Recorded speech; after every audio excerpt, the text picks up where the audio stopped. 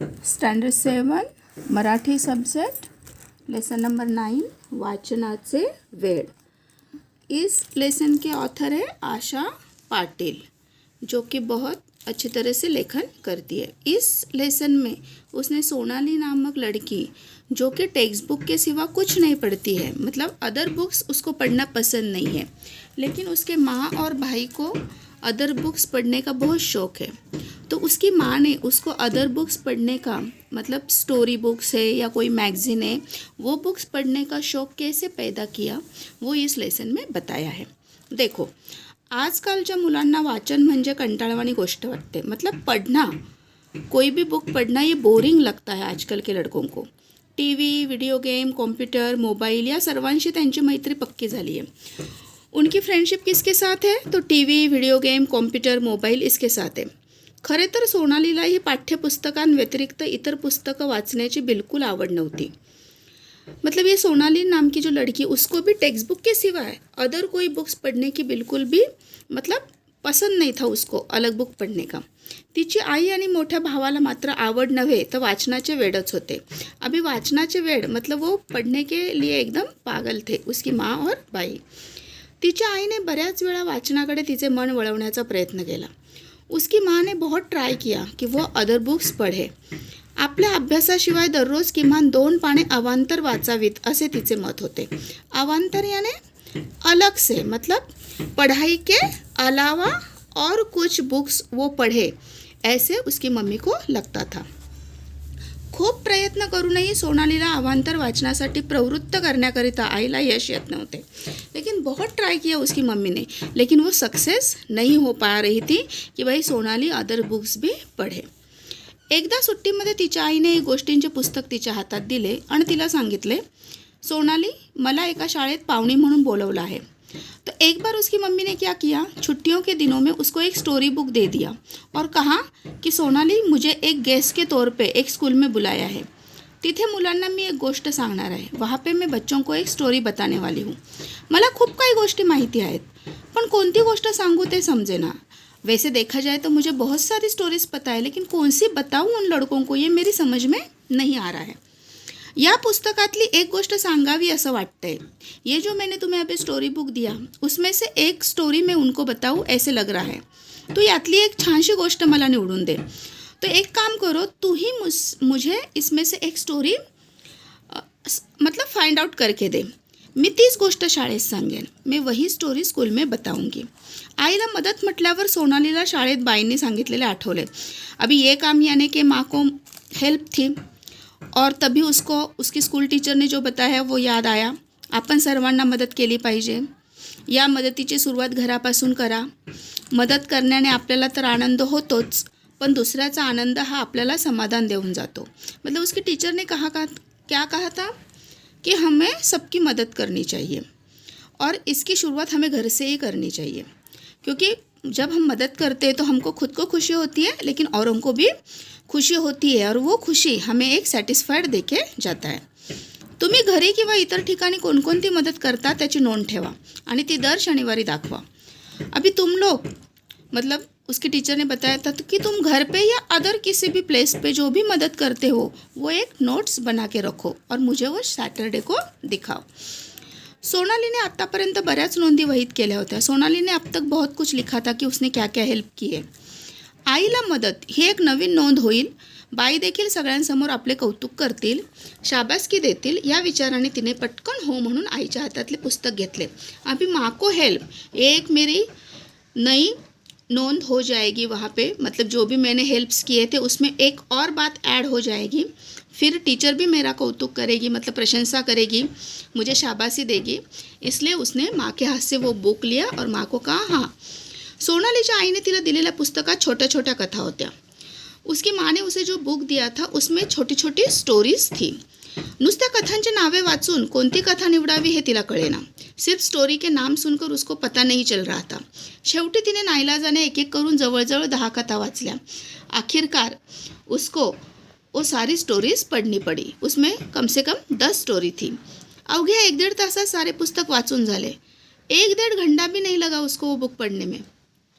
खरे तर प्रथम तिला हे फारच कंटाळवाणे वाटले, पण जसजशी ती पुस्तकातल्या कथा वाचू लागली तसतशी तिला पुढची कथा काय आहे, त्यात काय लिहिले आहे याविषयी उत्सुकता वाटू लागली. पहले तो उसको ये काम बोरिंग लगा, लेकिन जैसे जैसे उसने स्टोरी पढ़ना शुरू किया तो आगे की स्टोरी क्या होगी इसके बारे में उसको उत्सुकता मतलब इगरनेस पैदा हो गया और इसीलिए उसने वो सारा बुक ख़त्म कर दिया. कथा तर सगळ्याच आवडल्या, त्यातील कोणती निवडावी ते समजेना. ती आईकडे गेली व आपल्या समोरील समस्या सांगितली. अभी सारी स्टोरीज अच्छी थी, लेकिन उसमें से अभी कौन सी स्टोरी ले ये उसकी समझ में नहीं आ रहा था. तो वो उसने माँ के पास गई और अपनी समस्या उसको बता दी. मग आईने तिला प्रत्येक कथेचा थोडक्यात सारांश एका पाण्यावर लिहिण्यास सांगितलं. सारांश यानी समरी. तो उसकी माँ ने कहा कि हर स्टोरी का एक समरी तुम एक पेज पे लिख कर रखो. सोनालीला प्रथम हे काम सोपे वाटले, पण एक दोन कथांनंतर पुढच्या कथेत काय आहे हे पटकन आठवेच ना. पहले तो उसको लगा बहुत इजी काम है, लेकिन एक दो स्टोरीज़ के बाद उसको आगे की स्टोरीज़ याद नहीं आ रही थी. फिर उसने अपनी माँ को कहा मी पुन्हा एकदा पुस्तक वाचते, मतलब मैं फिर से एक बार वो स्टोरी पढ़ती हूँ. खरे तर आज घरात आजी आजोबा बाबा दादा काकू काका या साऱ्यांना सोनालीकडे पाहून नवल वाटत होते. जैसे ही सोनाली ने कहा कि मैं फिर से बुक पढ़ती हूँ तो सबको आश्चर्य हुआ. आता तिने एक पान घेतले, त्या पानावर कथेचे नाव, कथेत काय सांगितले हे थोडक्यात लिहिले. बघता बघता तिचे पान भरले. ती पळतच आईकडे गेली आणि तिने आईला ते पान दाखवले. फिर उसने एक पेज पे स्टोरी का नाम लिखा, उस स्टोरी में क्या क्या कहा है वो लिखा. उसका पूरा पेज भर गया. फिर उसने वो माँ को दिखाया. आईला ते सारे पाहून तिचे खूप कौतुक वाटले.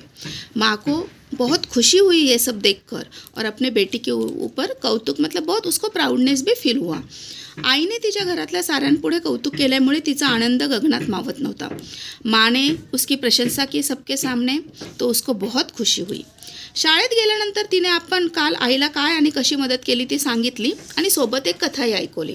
जब स्कूल में वो दूसरे दिन गई तो उसने अपने टीचर को बता दिया कि उसने क्या मदद की, कैसे मदद की, और उसके साथ साथ उसने पूरे क्लास में एक स्टोरी भी सुनाई. तिने आजपर्यंत कधीच अवांतर वाचन केले नव्हते. उसने पहले कभी भी अदर मतलब टेक्स्ट बुक के सिवा कुछ पढ़ा नहीं था.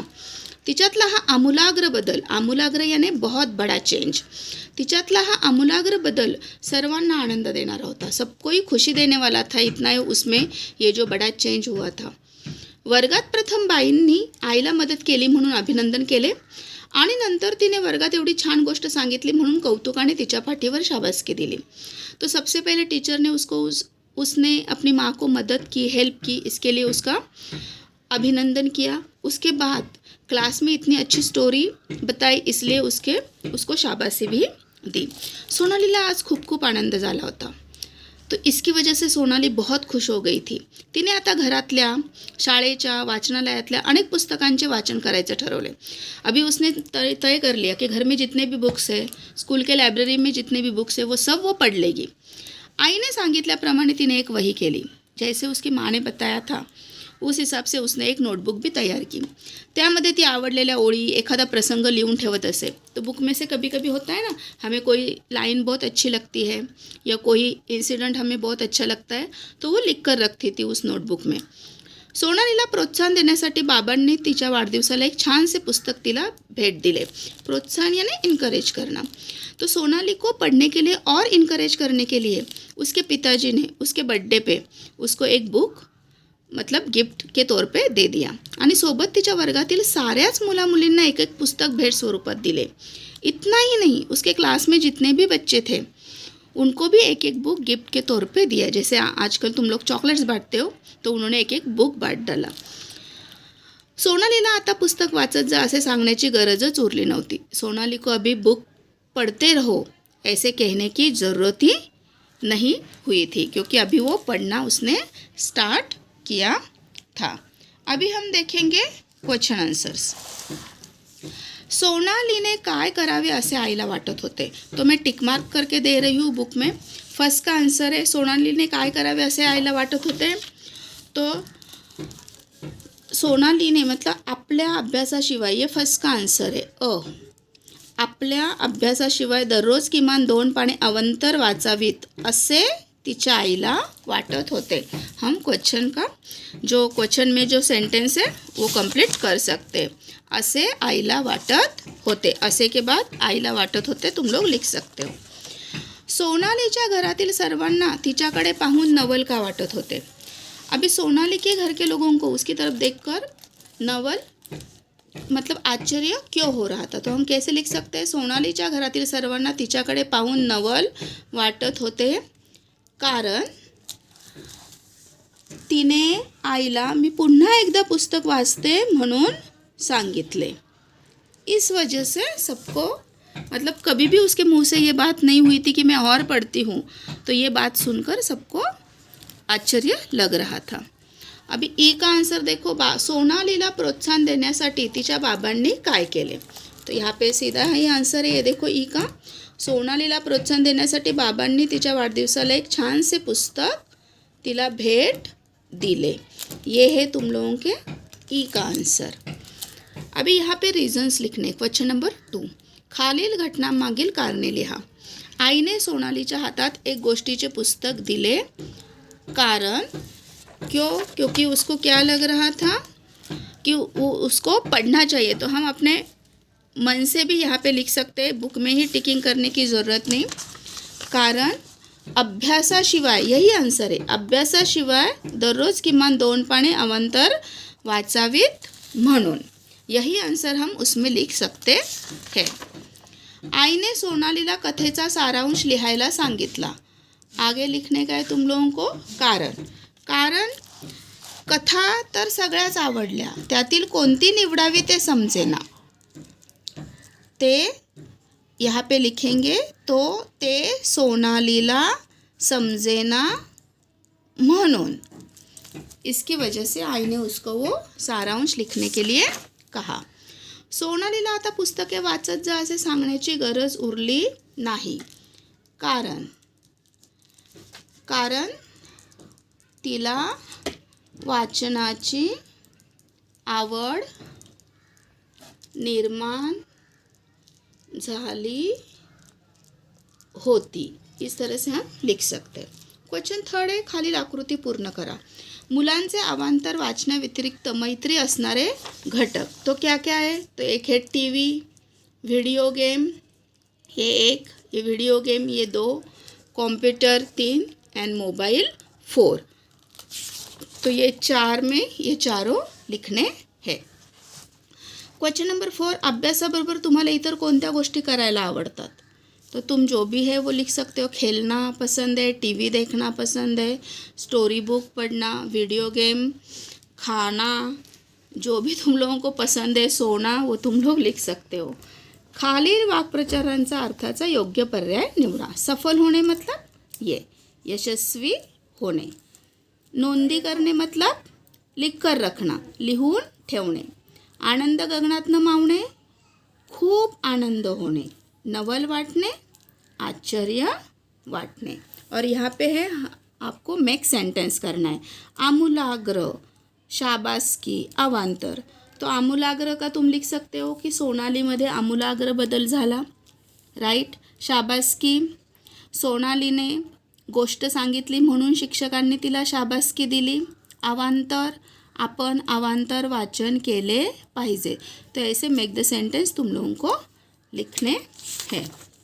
अभी एक खालील शब्दांचे समानार्थी. अभी बख्शीस का समानार्थी है पारितोषिक. यश यानी विजय, गोष्ट यानी कथा, मदद यानी सहाय्य और आवड़ यानी रस. तो ये है सेम मीनिंग बोल सकते हैं हम इसके. तो ये सारे क्वेश्चन आंसर्स तुम लोगों को होमवर्क में करने हैं.